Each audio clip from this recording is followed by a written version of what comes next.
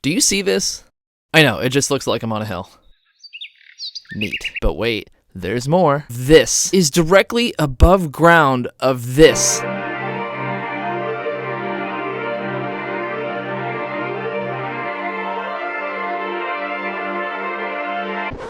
So have a seat, because I'd like to tell you a story about one of the most incredible recording studios that for some odd reason hasn't received its flowers. Probably due to the fact that it's underground.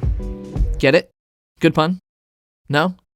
Well, perhaps you were browsing the internet and you clicked on this video to learn and see something cool. And I want to give that to you. Recording studios are special places because even though we have technological advancements to do such things, from a laptop in the backseat of a car or recording in a microphone in a closet, it's not the same. It's not a substitute, and it's not nearly as inspiring as a place that's crafted for creation. I felt compelled to share the story of this place because the last time that I visited here, I was 0.52 hours off from meeting Lady Gaga recording in a bra, and I have quietly lived with that regret until now. The only information that's available on this space is a realtor's video, an unofficial wiki, and some Facebook group that shows its address in the wrong state.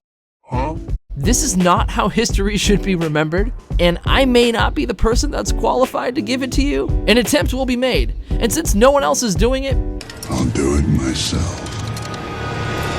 mainly because I have massive hometown pride, and this is like an ice cream sundae of some of my favorite flavors, being music, engineering, architecture, design, and music. This place is engineered as a literal bomb shelter, though its intention is anything but that. Back in 1979, in a rural New England town, Bob and Janet Lawson built a recording studio for their love of music as a retreat to be away from the city in a quaint town that's so quaint that less than 5,000 people live there.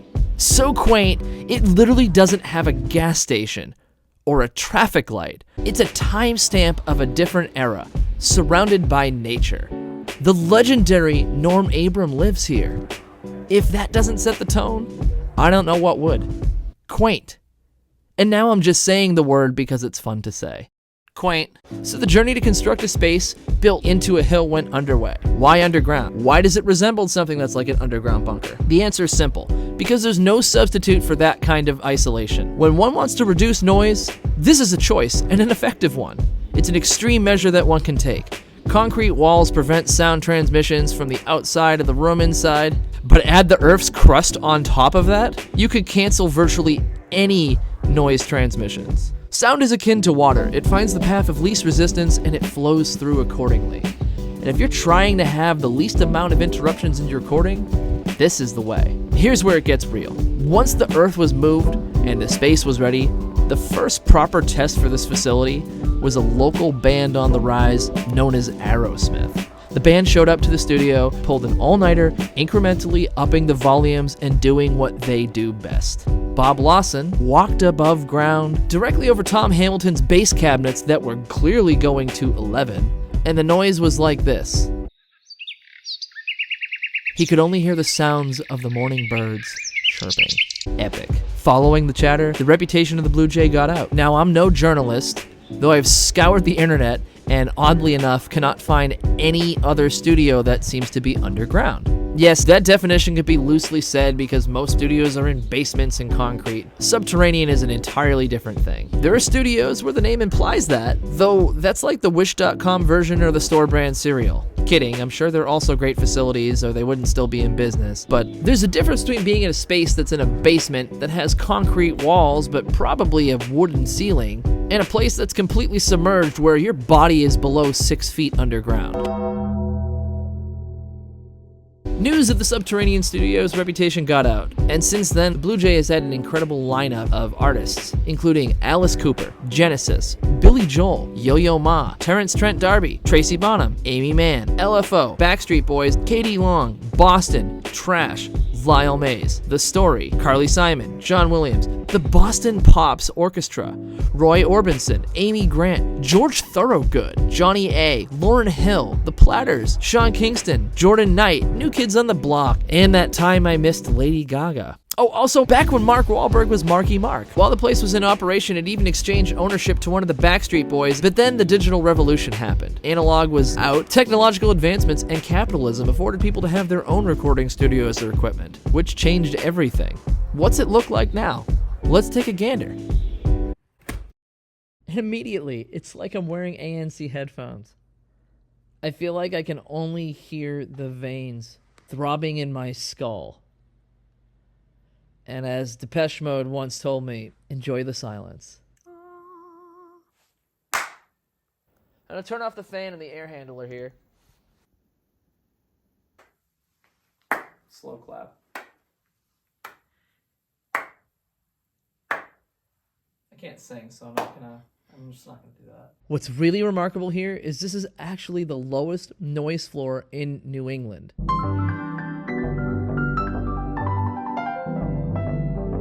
And that includes all ambient noises you would typically hear in most normal settings. The rooms have several key elements to them to contribute to their exceptional abilities. It's worth it to note reverb greatly impacts the way that we hear what's going on around us, and when a room is crafted to aid you in hearing, the results are more than noticeable. Here you'll notice the various architectural angles. These are intentional. They're here to scatter the sound waves. They break them up into what would be a smoother sound field. Typically diffusers are at least 2 inches deep.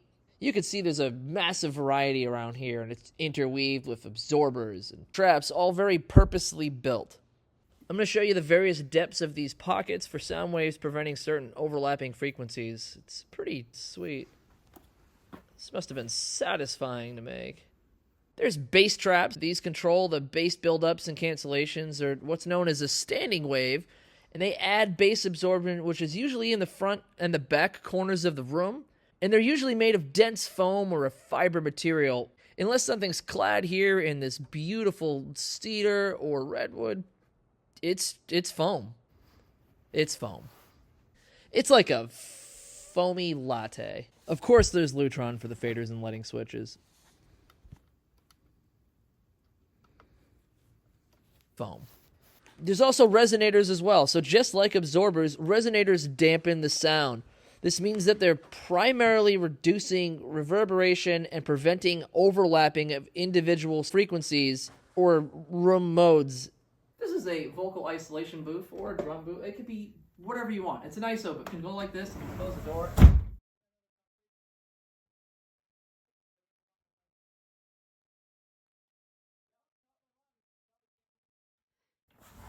Did you get that? Another isolation booth. Yeah, line of sight. Everybody can see each other. It's good. It's good for the... Look at these walls. It's just a bunch of foam. So these were the partition walls that I'll show in a reference of a picture. Like, these are normally set up in sections, and they're actually kind of unique compared to most recording studios because they have their level of plexi in here so that the vocalists can see each other. One of the beauties of this place is that everybody can kind of communicate. A lot of studios, you'll have these kind of isolation booths that are, in fact, isolated. Having these like this, you could have each individual vocalist next to each other, microphones up, and they could see each other, vibe together, and create beautiful music. So it's neat. They move, it's modular. You can move them around, rearrange it how you will, change the space in the room, change your room, change your life.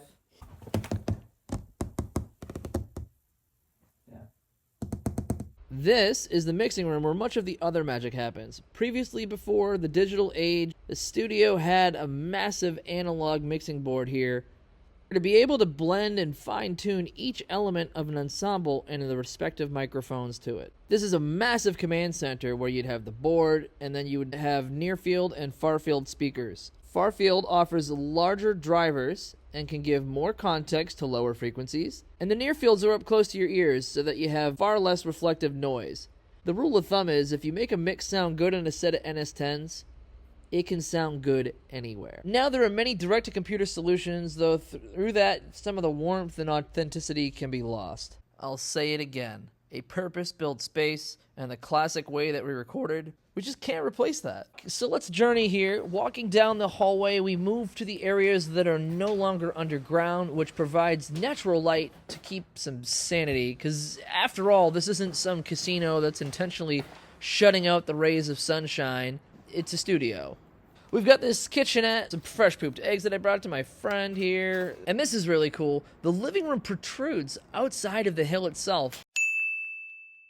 It has a literal glass ceiling that brings in light and then whip around to the back, and you go through these polycarbonate fins of diffusion.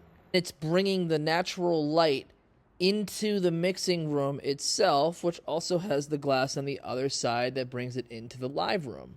It is a brilliant design to keep the isolation, yet find a way to get real light in. And it's just this wonderfully delightful space to take a break in and be like a plant and absorb some photosynthesis. Just really well done.